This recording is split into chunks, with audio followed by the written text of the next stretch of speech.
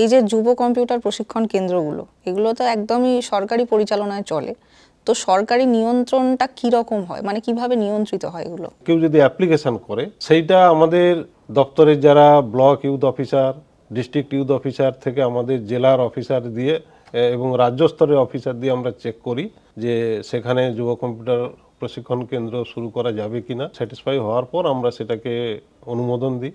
তারপরে এটা গেল প্রথম সেটিংয়ের জন্য তার নির্দিষ্ট পরিকাঠামো আছে কিনা সেটা দেখে আমরা অনুমোদন করি সেন্টারটাকে। এরপরে থেকে পুরোটাই আমাদের নিয়ন্ত্রণাধীন চলে।